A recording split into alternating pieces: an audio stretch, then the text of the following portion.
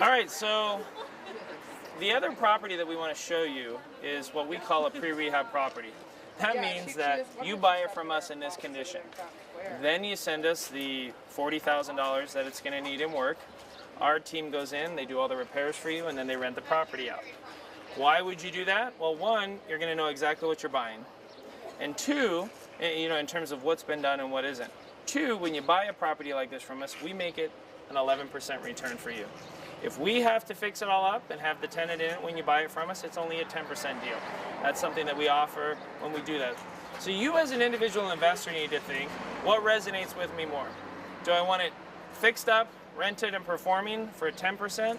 Or am I willing to come in earlier in the process, buy the deal, send the money, wait for the work to get done, but know exactly what's been done to my property, as well as be involved in that screening process. We find that our investors tend to be split 50-50 one way or the other.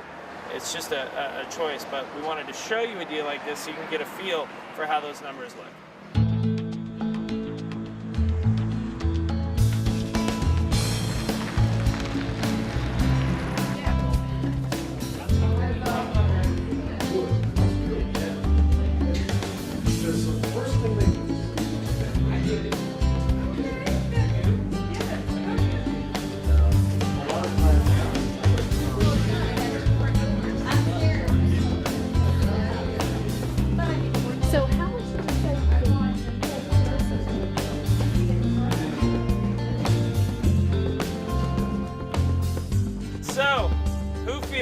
What if I would have brought you here first? Welcome to Indy. Want to buy a house? So Brant, if you work with Brant, Brant's gonna he's gonna educate you school of hard knocks, because Brant came here first yesterday with his investors, right? Deep end of the pool, baby. Deep end of the pool. Deep end of the pool. That's how he calls it. And how did you guys feel about it yesterday? I like this house. But you didn't buy it yesterday, did you? Okay. So somebody just said to me, Aaron, why wouldn't you just tear this down and build a new house? How many square feet is this? 1,700. So let's say 1,800 times $75 a square foot. What's that going to cost me to build this house? 100 something. Over 100 grand. What's the purchase price and the rehab on this house? 65. Do you see why I moved to Indiana? When you can buy a house and fix it up for less than what it costs to build it, and have a great economy, and have people that will live in it, and have it, be an investment that appraises in value, that you can't find that anywhere else in the country. Does that make sense? Okay. Now, you can see from the budget on here, we went through room by room, line by line, and told you what we're going to do to it and what our cost is. Do you realize the value in that? Mm-hmm. For those of you who are aspiring to be investors and do your own deals, that's my cost, and that number includes the 15% markup. So what I pay the contractor is 15% less than those numbers, individual numbers. Those are the numbers we use all day long. One of the biggest things that Brant helped me with when he moved out here was, as a contractor, he went through all that pricing and said, no, that's too much, or actually you're too low here, because the numbers always worked out at the end. So you're going back home, you should be paying no more than what do you think, Brant, 25% higher than our cost? Unless you live in Hawaii, Alaska, the Bay Area. Those are the only 3 areas of the country where you can't get our pricing. Don't tell me New York, because there's low-income neighborhoods because you think about it, the labor has to draw from low-income neighborhoods. There is no such thing as a low-income neighborhood in the Bay Area. You got to go really far out, or in Alaska, or in Hawaii. But anywhere you have a low-income neighborhood nearby, you can draw from the cheap labor pool. Your prices are going to be pretty static across the country at the Home Depots and the Lowe's, so there's not much variability there, and our prices account for that. There's no volume discounts on construction materials in the pricing that we give you. Make sense? But I personally would always rather have my rental be this beforehand. Takes all the guesswork out, because everything will be brand new. Do you see that? So it's almost, again, counterproductive to what you would have thought as a beginning investor, because you're, I don't want to take that on. Forget that, Aaron. But this actually will be less surprises down the road. Now, we are 8 blocks east of Fountain Square.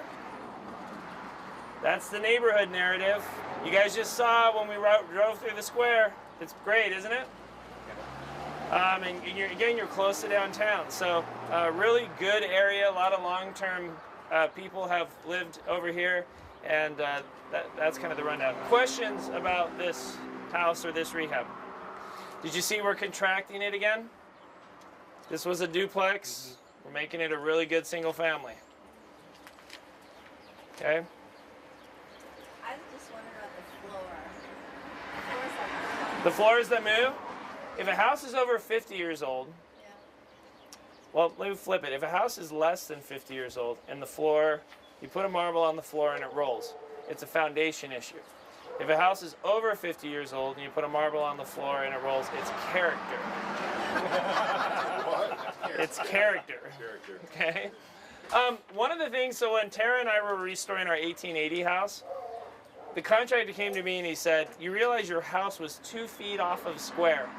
Meaning if I would have made these two sides of the house square, by the time I get around to here, it would have been that far off. They didn't square houses up very well in 1880. So it actually is very common. So what we do is we go in and we look at the foundation walls. Are they brick? Are they cinder block? Do we need to replace them or build a new one? How are the floor joists? Are they solid? Can we put another brand new piece of wood next to it and marry it, or do we need to replace them? We really look at the structure and not as much the level, because you can have a house that's got really solid foundation walls after we've gone through and upgraded them, really good floor joists, and a marble will roll because it was an old house and it originally wasn't built square. So even though I say it as a joke, it's actually true.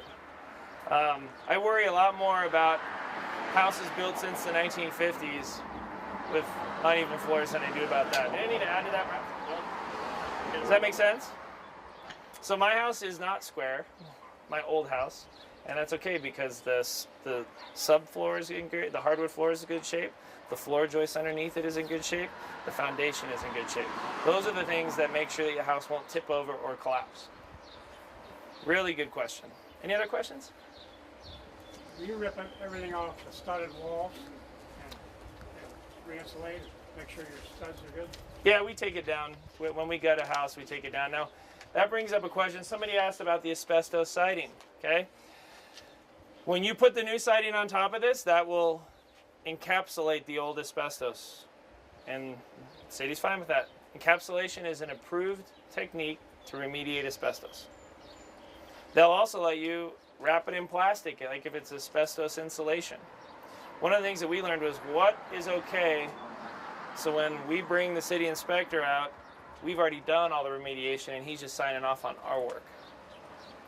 You don't want to bring him out beforehand, because then it'll be in his mind as a big project that he's going to have to babysit you on. It's always easier to be like, hey, I want you to come do an asbestos inspection for us, and it's all been done. Make sense? Psychologically, they can't help themselves. It's always better to have it done, sign off when you do that. Now, some states require that you use an approved an approved contractor. That's fine, but those are less business-friendly states. You start to see all the little ways that states become more or less business-friendly.